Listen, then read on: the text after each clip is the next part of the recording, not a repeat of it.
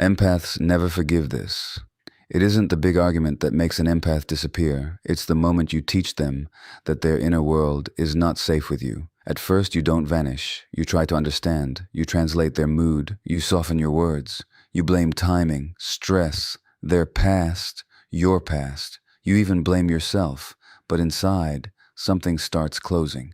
And if you've ever felt yourself go from warm to unreachable, from I'll work through this to I'm done, it usually comes down to one experience. I'll name it clearly in a moment. Later, I'll show you the quiet sign that tells you the disappearing has already begun, even while you're still replying like nothing is wrong. Empaths can forgive mistakes. They can forgive awkwardness. They can forgive a bad day. What they struggle to forgive is when their empathy gets used against them. Because empathy is not just kindness, it's attention, it's emotional presence, it's a kind of intimacy. When you attach as an empath, you don't attach to words, you attach to patterns.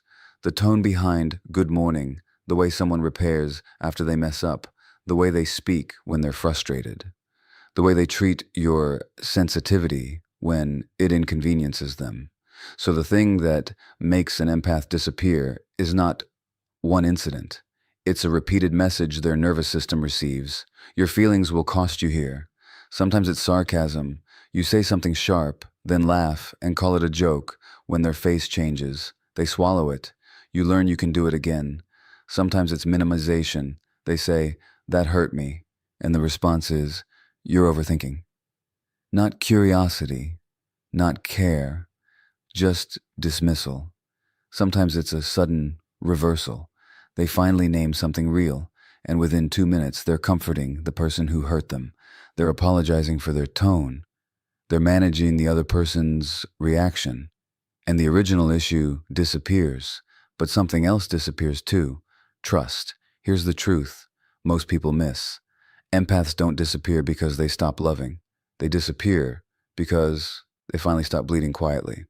Now I'm going to name the core experience because it's important to stop calling it sensitivity and start calling it what it is. The thing empaths rarely forgive is chronic invalidation after vulnerability, not disagreement, not different perspective. Invalidation. You share what's real in you, and it gets met with ridicule, dismissal, or punishment. Vulnerability is expensive for an empath. You don't just share information, you share your nervous system. You show what scares you, what you need, what you've survived, what you're trying to unlearn. And if the response makes you feel stupid for having feelings, your body learns one lesson. Don't bring your real self here. That is the beginning of disappearing. Not dramatic, not loud, quiet. You can watch it happen in small, ordinary scenes. You send a message that took courage. "I've been feeling lonely lately." You don't want a speech. You want presence. They reply with logic. "But we talk all the time." Or irritation. "So what do you want me to do?" And you learn that your emotional reality will be treated like a problem, not a person. Or you say, "Please, don't joke about that." And they answer, "Wow, you're sensitive." Like sensitivity is a character flaw. In that moment, they're not teasing. They're training you to hide. Or they disappear for 2 days, return with "I was busy," and when you ask for basic consistency, they call you controlling. Now you're ashamed for wanting reliability. These moments look small, but small moments are how the body learns where danger is. Because the empath's decision to disappear is rarely a decision in the mind. It's the body losing trust. Your shoulders tighten when their name lights up. Your stomach drops when you hear that slight change in tone. Your mind starts rehearsing how to say things the right way so you won't be punished. You become more careful than honest. And the moment you become more careful than honest, the relationship is already changing. Here's the harsh reframe that saves you years. If a connection only works when you are quiet, agreeable, and self-editing, then it isn't connection, it's performance. And performance is not intimacy. Now, why do people panic when you pull away? Because many people didn't realize you were carrying the relationship's emotional weight. You were the one who checked in first. You were the one who noticed moods and adjusted. You were the one who forgave quickly. You were the one who made excuses for inconsistency. So when you stop being available, the whole structure shakes. It's like the lights go out and everyone suddenly notices who was paying the electricity bill. And here's the part that matters most. You don't disappear at the first wound. You disappear when the wound becomes a pattern. A single hurt can be repaired. A pattern tells the truth about capacity. A pattern says, this is what you can expect here. And once you see the pattern, your empathy changes shape. It stops being a bridge. It becomes a boundary. That's why it feels like never forgive. It's not revenge. It's recognition. Because chronic invalidation doesn't just hurt you. It slowly makes you doubt yourself. You start asking, am I too sensitive? Even when you're simply perceptive. You start apologizing for your needs. You start shrinking your truth before anyone can shrink it for you. And then one day, something in you finally says, I can't betray myself again. That is the real breaking point, not anger, self-loyalty.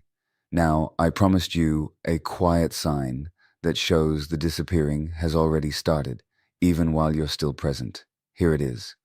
You stop giving them access to your inner world. You still reply. You still show up, but you stop confiding. You stop sharing the small joys because you don't want them mocked. You stop sharing your pain because it becomes an argument. You stop telling them your real thoughts because you're tired of defending your reality. You start handling everything alone. And this is why people feel shocked when you leave. They think it was sudden, but the leaving happened earlier. What's sudden is only the moment you stop pretending you're still there. Now, right here in the middle, I want to give you one action step you can do today that protects you without turning you cold. The next time someone dismisses your feelings, don't explain them. Don't debate. Don't prove you're reasonable. Say one sentence, calm and clean.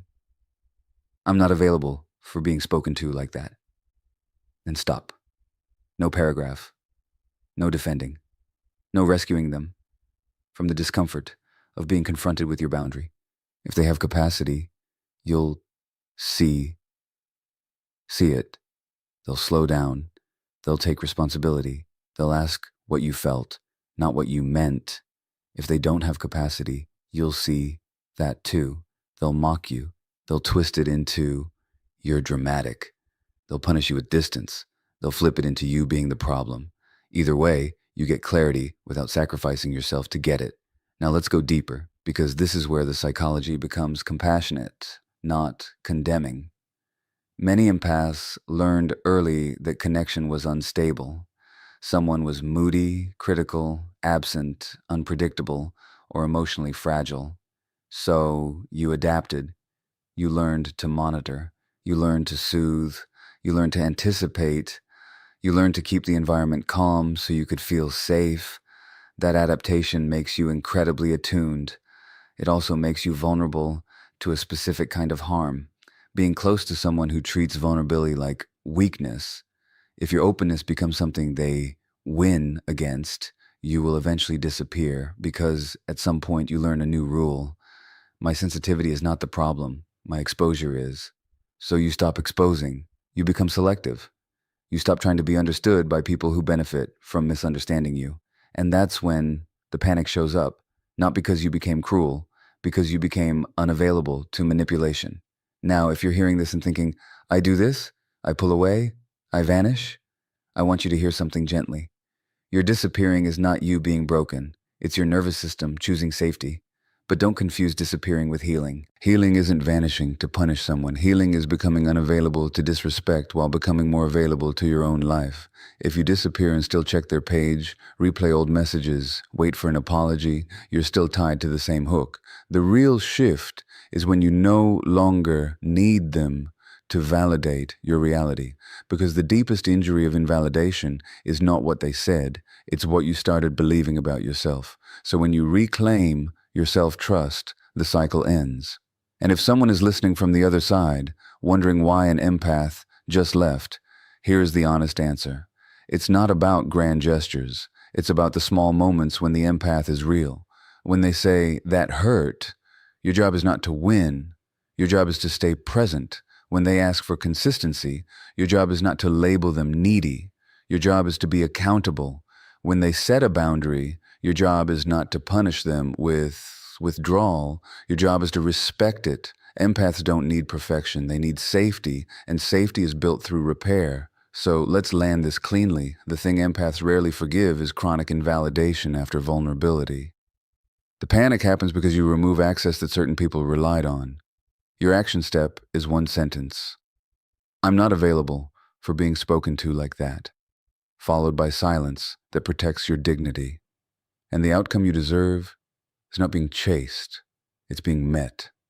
If this felt like it described your life with painful accuracy, subscribe. In the next video, we're going to go deeper into what happens after you disappear. The 3 ways people try to pull empaths back, how to tell real repair from temporary panic,